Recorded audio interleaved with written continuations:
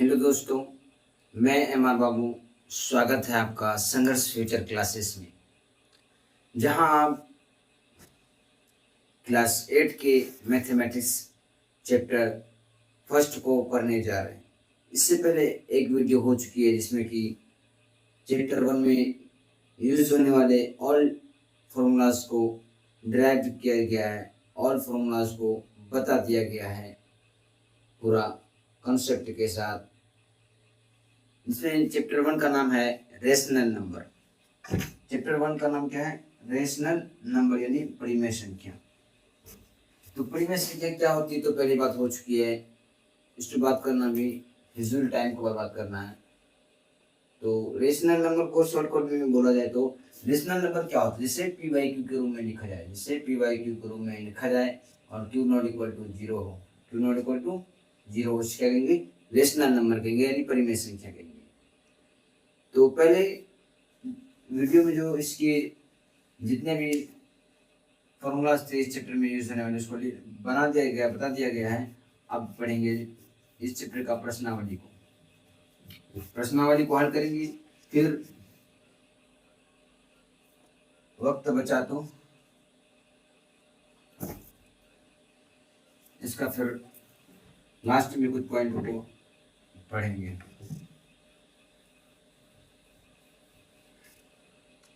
जैसे प्रश्नावली की बात करें, जैसे ये एक बुक है, चैप्टर्स नेम है रेशनल नंबर।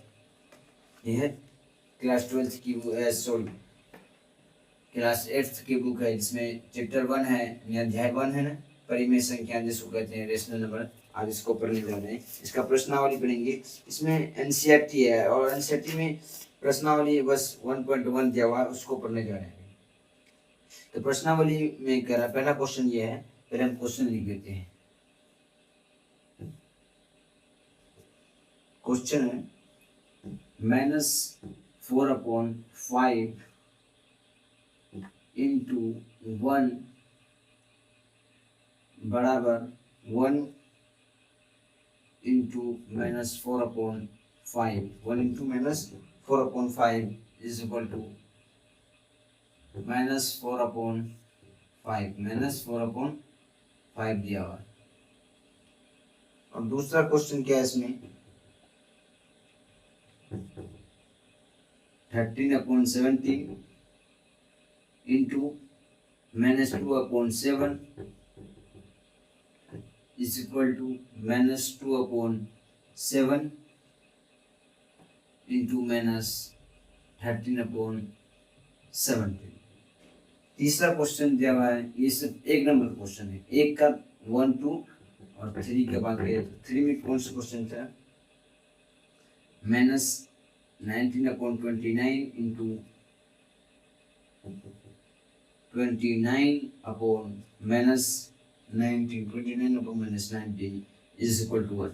बस यही 3 क्वेश्चन है। इसमें बात करेंगे क्या रखी, निम्नलिखित प्रत्येक में गुणन के अंतर्गत, निम्नलिखित प्रत्येक में गुणन के अंतर्गत उपयोग किए गए गुणधर्म यानी गुण का नाम बताइए। इन्हें सीधा बात ये कह रहा है कि ये जो क्वेश्चन दिया हुआ इसको सॉल्यूशन करने की जरूरत नहीं है, हल करने की जरूरत नहीं है। ये पहले से हल किया हुआ है, इसको फाइनल आंसर बता दिया गया है। हमको इसमें यह बताना है कि इसको जो हल किया गया है किस गुणधर्म को यूज करके बना किया गया है। जैसे कि हम पहले वीडियो में पढ़े थे गुणधर्मों के नाम, इसमें 8 से 9 गुणधर्म पढ़े थे, जिसमें क्रम विनिमय नियम पढ़े थे, सहचार्य नियम पढ़े थे, गुणात्मक दशमलव पढ़े थे, गुणात्मक प्रतिलोम पढ़े थे, योज्य दशमलव पढ़े थे, योज्य प्रतिलोम पढ़े थे। उसी के बारे में बात करेंगे। तो इसमें देखिए, इसमें कौन ऐसा गुणधर्म है और जो वहाँ याद किए होंगे तो यहाँ फिर बनाने में दिक्कत नहीं होगी, याद नहीं किए तो बहुत दिक्कत है। तो यहाँ पे कौन सा गुणधर्म इस्तेमाल किया गया? देखिए, इसको हम मान लेते क्या, ए मान लेते हैं। ए गुना 1 बराबर 1 गुना 1, 1 गुना, इसको ए मान लेना पहले, बराबर कितना आया? ए ही आया।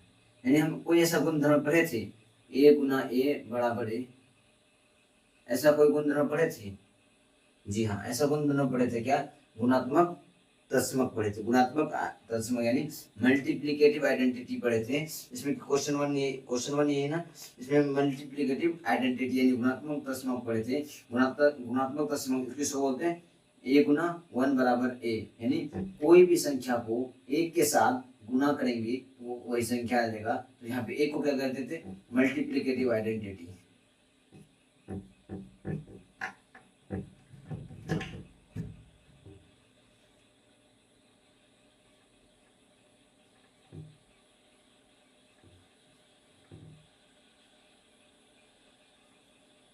मल्टीप्लिकेटिव आइडेंटिटी कहते थे इसको, एक को कहते हैं मल्टीप्लिकेटिव आइडेंटिटी। बस वही रूल यहाँ इस्तेमाल हुआ है। तो क्या करेंगे बोले, इसको मिटाते हैं, कचरा हो गया थोड़ा। हमको क्वेश्चन कहा क्या वो उस पर बात करते हैं। क्वेश्चन हमको यही कहा है कि निम्नलिखित प्रत्येक में गुणन के अंतर्गत उपयोग किए गए गुणधर्म को लिखिए। यानी इसमें कौन सा गुणधर्म इस्तेमाल किया गया, उस गुणधर्म का नाम लिखेंगे। यहाँ पे आंसर क्या हो जाएगा? आंसर में क्या हो जाएगा? इस गुणधर्म का नाम गुणात्मक तत्समक। गुणात्मक तत्समक, जिसको इंग्लिश में कहते हैं मल्टीप्लिकेटिव आइडेंटिटी।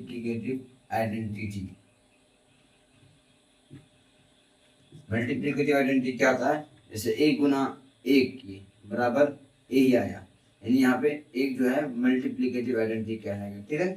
और दूसरा क्वेश्चन मानते हैं इसको ए मान लेते हैं, ए इसको मान लेते हैं बी। -2/7 को क्या माने हैं? बी। और ए को क्या माने हैं? मैं 13/17 को क्या माने? 13/17 को क्या माने हैं? यहाँ माइनस नहीं, क्वेश्चन में माइनस है तो यहाँ माइनस है और यहाँ भी माइनस, यहाँ का माइनस छूट गया था। तो ये क्या गया? इसको माने ए, इसको यहाँ एक दे दियो, बी को माने दो। अब बात ये करेंगे, देखिए यहाँ पे कुछ दिख रहा है, ए गुना, यहाँ पे जो गुना ए गुना बी, यहाँ बराबर है बी गुना ए। ऐसा कोई नियम पढ़े थे आप? पढ़े होंगे तो आपको याद होगा कि ऐसे हम पढ़े थे। क्या पढ़े थे? क्रम विनिमय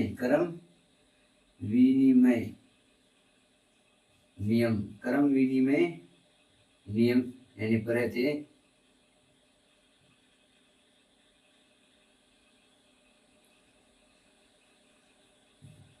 कम्यूटेटिव प्रॉपर्टी पढ़े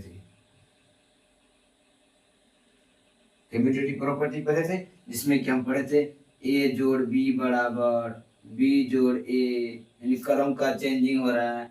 वही ये जोड़ के लिए हो गया। उसमें हम ये भी पढ़े थे, ए गुना बी बराबर बी गुना ए। ये पढ़े थे नहीं पढ़े थे? क्रम का चेंज हो रहा, यानी ए कहाँ पे था? पहले था। ए कहाँ आ गया? बाद में आ गया। बी कहाँ पे था? बाद में था। बी क्या गया? पहले आ गया। यहाँ क्या हुआ? यानी हम आगे थे, हम पीछे आ गए, पीछे जो पीछे था वो आगे चले गया। यहाँ क्रम का चेंजिंग हो गया, इसलिए इसका नाम पड़ गया कम्यूटेटिव लॉ, यानी क्रम विनिमय नियम, क्रम का चेंजिंग। अब हमको पूछा जा रहा था क्वेश्चन में कि उस गुणधर्म का नाम बताइए जो इसमें ये इस्तेमाल किया गया था। हम यहाँ आंसर लिख सकते हैं, लीडर के आंसर लिख सकते हैं। क्रम विनिमय नियम यानी कम्यूटेटिव प्रॉपर्टी उस गुणधर्म का नाम है जिसको इस क्वेश्चन में को हल करने के लिए इस्तेमाल किया गया। ठीक है। अब तीसरा में मानते हैं, हम इसको ए मान लेते हैं। ए मान लें तो इसको ए मान लें, इसको बी मान लेते हैं। यहाँ ए बट्टा बी, यहाँ ए बट्टा बी बट्टा ए। देखिए वो कुछ नहीं मान लिया। 19 है ना, 19 को मान लीजिए आप ए और 29 को मान लीजिए आप बी। 29 को मान लीजिए बी, मान लिए। अब देखिए ए किसको माने? इसको ए बटा बी गुना बी किसको माने? 29 को क्या माने? 29 को बी माने और 19 को क्या माने? ए माने। ठीक है। देखिए बराबर कितना आएगा? ए में ए खत्म, बी में बी खत्म, कितना आएगा? एक आएगा। कोई ऐसा नियम पढ़े थे कि कोई भी ऐसा संख्या हो जिसको उसी से गुना करने पर एक आ जाए, उससे क्या कहते हैं? वो कौन सा नियम कहलाएगा? यह हो जाएगा गुणात्मक प्रतिलोम।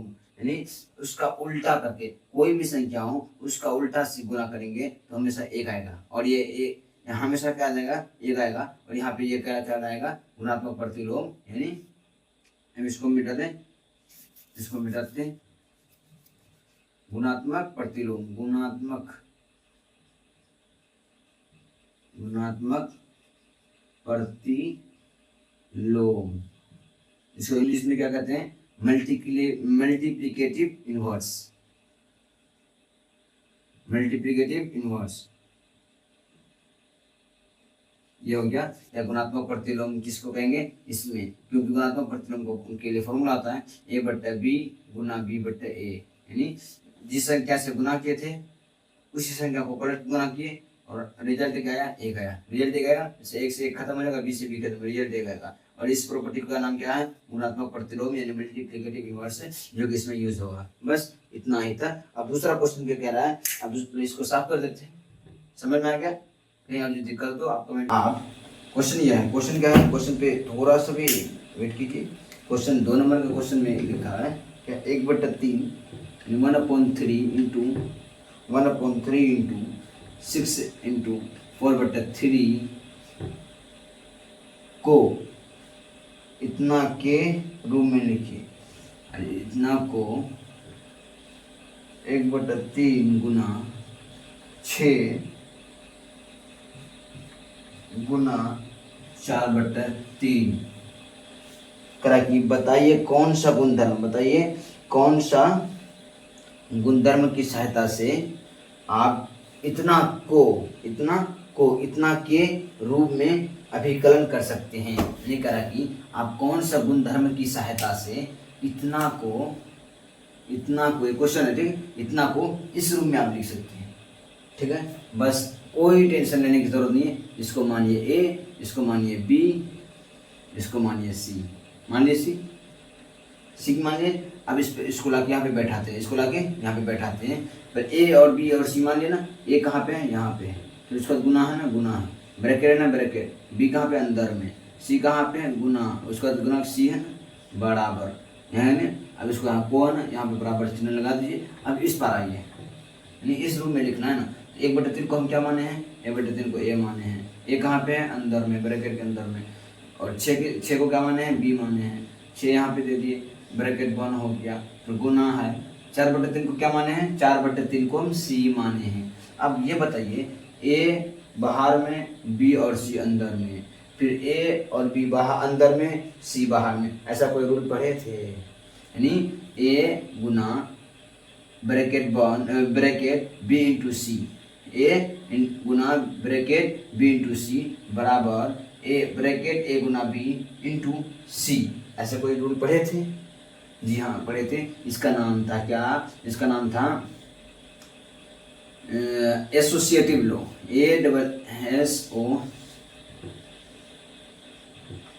एसोसिएटिव लॉ, इसको हिंदी में क्या कहते हैं, इस रूल का नाम था हिंदी में एसोसिएटिव लॉ, यानी सहचार्य नियम। क्या, सहचार्य नियम, सहचार्य नियम या सहचारिता का नियम, इतना सहचार्य नियम या सहचारिता का नियम। तो हमको कह रहा था, क्वेश्चन ये कह रहा था, क्वेश्चन कह रहा था क्या, बताइए कि कौन से गुणधर्म यानी गुण की सहायता से आप इतना के रूप में अभिकलन करते हैं। इतना के रूप में अभिकलन हम कैसे करेंगे, इतना के रूप में अभिकलन कैसे करेंगे, तो हम इस गुणधर्म की सहायता से उसको अभिकलन करें। और इस गुणधर्म का नाम क्या है बाबू, इस गुणधर्म का नाम है एसोसिएटिव लॉ। क्या है, एसोसिएटिव लॉ, जिसको हिंदी में कहते हैं सहचार्य नियम। बस इतना ही था इस टॉपिक का, इस चैप्टर का क्वेश्चन आंसर, यानी 2 ही क्वेश्चन था, जिसमें कि पहला में 3 था और दूसरा में 1 है। वो हो गया खत्म, चैप्टर खलास। अब आते हैं दूसरा चैप्टर पे अगले वीडियो में, अभी नहीं होगा, अभी नहीं। अगर तू अब इससे जैसे कि हम परिमेय संख्या पढ़े, क्या पढ़े, हम चैप्टर का नाम है परिमेय संख्या, तो परिमेय संख्या से रिलेटेड कुछ पॉइंट जानना जरूरी है। परिमेय संख्या से रिलेटेड क्या है, कुछ पॉइंट को जानना जरूरी है कि ऐसी परिमेय संख्या जिसका कोई व्युत्क्रम नहीं होता है, ऐसी परिमेय संख्या जिसका कोई व्युत्क्रम नहीं होता है, ऐसी रेशनल नंबर जिसका जिसका कोई व्युत्क्रम नहीं होता है, वो क्या होगा बता दीजिए। ऐसी रेशनल नंबर यानी ऐसी परिमेय संख्या है जिसका कोई व्युत्क्रम नहीं होता। और दूसरा पॉइंट की बात की जाए तो दूसरा पॉइंट आप लोग तो इसका आंसर कमेंट में दीजिए। परिमेय संख्या जो अपने व्युत्क्रम के समान होता है, ऐसी परिमेय संख्या यानी कौन सा परिमेय संख्या यानी रेशनल नंबर, सीधे आप लोग समझ लीजिएगा। रेशनल नंबर यानी रेशनल नंबर जो अपने व्युत्क्रम के समान होता है, व्युत्क्रम के समान होता है। वो कौन सा है वो आप बताइएगा अभी जल्दी। और तीसरा पॉइंट है परिमेय संख्या जो अपने ऋण के समान होता है। परिमेय संख्या यानी रेशनल नंबर यानी परिमेय संख्या जो अपने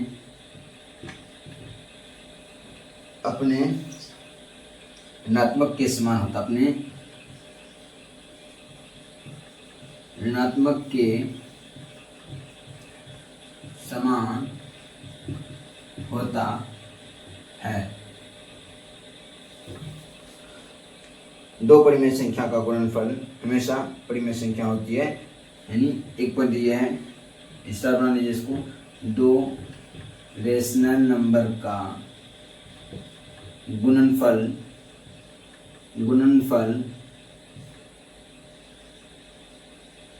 ऑलवेज यानी हमेशा क्या होती है, रेशनल नंबर ही होगा, रेशनल नंबर होती है। अगला पॉइंट में किसी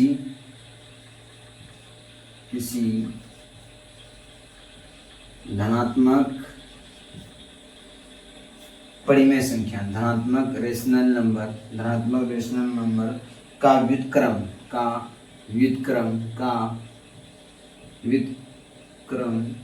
क्या होता है, व्युत्क्रम धनात्मक होगी यानी पॉजिटिव होगी। ये कुछ पॉइंट है, अब इसका सॉल्यूशन निकालिए।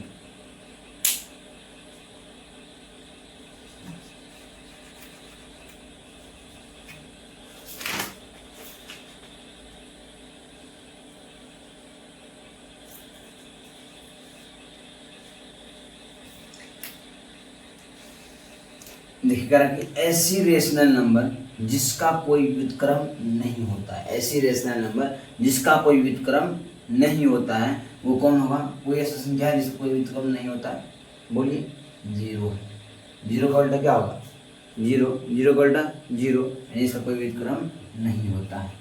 रेशनल नंबर जो अपने ऐसी रेशनल नंबर जो अपने व्युत्क्रम के समान होता है, कोई ऐसा परिमेय संख्या है जो अपने व्युत्क्रम के समान होता है, अपने उल्टे के समान होता है, वो क्या होगा, एक को उल्टाइए लेटाइए सुलाइए, वो तभी भी एक ही रहेगा, वो परिमेय संख्या ही रहेगा।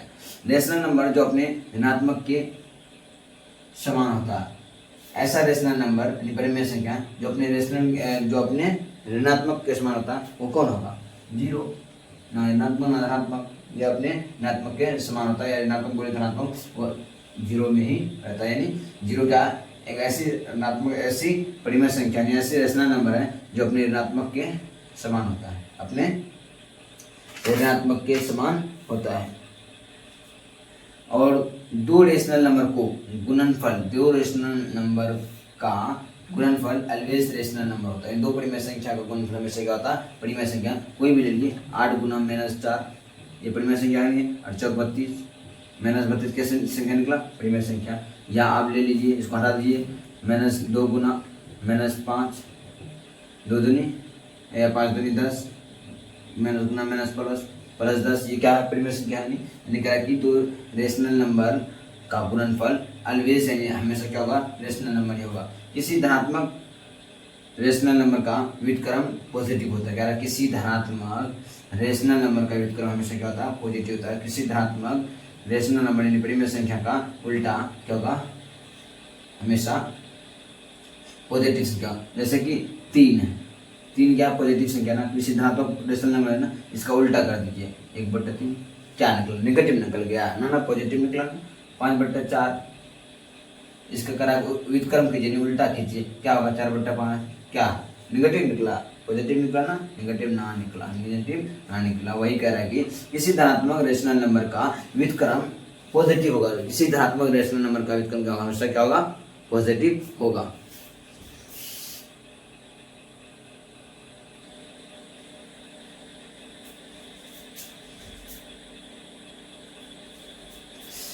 देखिए अब क्योंकि चैप्टर का नाम है परिमेय संख्या, तो परिमेय संख्या से रिलेटेड और कुछ बातें जान लेते हैं। जैसे कि यहाँ है -2 और 0, -2 और 0, इसका मतलब होता है एंड, समझे, इसको एंड कहते हैं। यानी -2 और 0 के मध्य 3 रेशनल नंबर यानी 3 परिमेय संख्या ज्ञात करने कह रहा है। इसमें -2 और 0 के मध्य, तो -0 की बात देखिए, -0 के बाद क्या आएगा, -1 के बाद क्या आएगा, 0। देखिए 0 और -2 के बीच कितना मध्य, एक ही क्या निकला, एक ही परिमेय संख्या निकला, मगर हमको निकालने कितना कह रहा है, हमको निकालने कह रहा है 3। तो इसके लिए क्या करेंगे, इसके लिए 3 कह रहा है, यानी -2 0 -1 और 0, यहाँ पे एक निकला, हमको निकालना कितना है, 3 निकालना है। 3 निकालने के लिए क्या करना पड़ेगा, इसको कोई भी संख्या से हर में इसको हर को समान करना है, क्या है ना, कोई भी संख्या से इसको हर और अंश में गुना करना है। ऐसे -2 है, -2 का नीचे में पूंजी तो 1 है, 0 है, 0 का नीचे पूंजी तो 1 है, इसको गुना कर देते हैं, 10 से यहाँ गुना कर देते हैं और यहाँ भी 10 से गुना कर देते हैं, भागा कर देते हैं, ठीक है। अब गुना करें, 10 दूनी 20 -20/10, और उसके बाद यहाँ 10 गुना 0 0, यहाँ कितना हो गया 10। अब देखिए -20 और 0, इसके बीच हमको कितना मांग रहा है, 3 मांग रहा है, तो यहाँ हो जाएगा माइनस, इसके बीच में -19/10, -18/10, -17/10, है ना। हमको 3 ही चाहिए था, निकालने के लेने के लिए तो और ले सकते थे, मगर हमको 3 ही चाहिए था इसके बीच का। देखिए ये जितना भी मान है, ये कितना है, -2 से छोटा है, -2 और 0 के बीच में, -2 और 0 के बीच में यहाँ जितना भी मान है, -2 से बड़ा और 0 से छोटा, -2 से बड़ा और 0 से छोटा, यानी इसी बीच में -2 और 0 के बीच में ये सब मान आएगा, ठीक है। हमको कितना निकालने का था, 3, तो हमने 3 निकाल लिया, निकालने के लिए और निकाल सकते थे। अब दूसरा क्वेश्चन कह रहा है कि -5/6 एंड -5/8 के बीच में 10 परिमेय संख्या ज्ञात कीजिए। अगर है कि -5/6 एंड 5/8 के बीच में 10 परिमेय संख्या ज्ञात कीजिए, तो ये क्या है, -5/6 और 5/8 लेते हैं ना, इसके बीच हमको 10 परिमेय संख्या ज्ञात करना है, तो पहले 6 और 8 का एलसीएम लेंगे, कितना आएगा, 6 और 8 का एलसीएम 24, नहीं जानते बस यहाँ पे पकड़ेंगे, ऐसे लेंगे, करेंगे, ठीक है। जैसे तो 6 और 8 ले लीजिए, 2 तिया 6, 2 दूनी 4, 4 दूनी 8, कॉमन आया, एक कॉमन से निकाल रहे हैं, बिना कॉमन वाला कौन है, 3, 2 तिया 6, 6 दूनी 12, 12 दूनी 24, कितना आया, 24 को 6 से डिवाइड कीजिए, 24 को 6 से डिवाइड कीजिए, 24 को 6 से डिवाइड कीजिए, कितना आया, 6 तिया 6 चौके 24, कितना आया, 6 4 जा 24, 6 4 जा 24 यानी कितना 4, तो 4 को मल्टीप्लाई कर देना और 4 को डिवाइड कर देना। इसी तरह ये 24 है ना, 24 को फिर 8 से गुना कीजिए, डिवाइड कीजिए, 8 3 जा 24, 8 3 जा 8 तिया 24, कितना आया, 3 आया, कितना आया, 3, तो इसको 3 से गुना और 3 से भागा कर देना, 3 से गुना 3 से भागा कर देना। अब इसको गुना कीजिए, 5 चौके 20 -20/6 चौके 24, 5 तिया 15 बट्टा 8 तिया 24, आ गया ना, दोनों का समान हो गया ना। और -20 और 15 के बीच में फासला है नहीं है, हमको इसमें चाहिए कितना, बस मात्र 10 चाहिए, हम 10 परिमेय संख्या इसके बीच में निकाल लेंगे। तो जैसे कि यहाँ पे हो जाएगा कौन, -20 है ना, -19/24 -18/24 -17/24 -16/24 -15/24। इसी तरह 1 2 3 4 5 -14/24 -13/24 -12/24 -11/24 1 2 3 4 5 6 7 8 9 और 1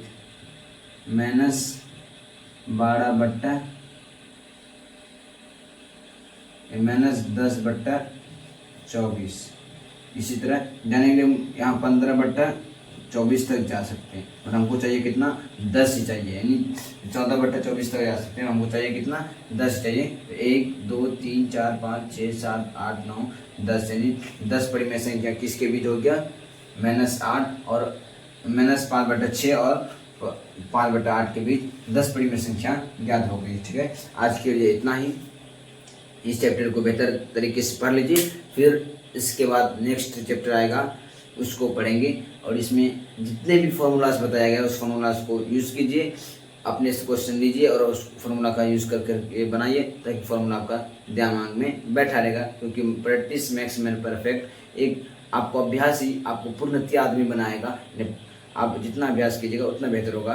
ठीक है, आज के लिए यहाँ तक ही, तो अगले वीडियो में मिलते हैं। और जब आपको मेरी क्लास अच्छी लगती है, मेरी क्लास आपको पसंद आती है, तो कमेंट में ज़रूर अपने राय दें कि हम और अगले क्लास को बेहतर तरीके से, ताकि हम अगले क्लास को बेहतर तरीके से और बेहतर कंटेंट के साथ आपके सामने प्रस्तुत हो सकें। ठीक है, जय हिंद।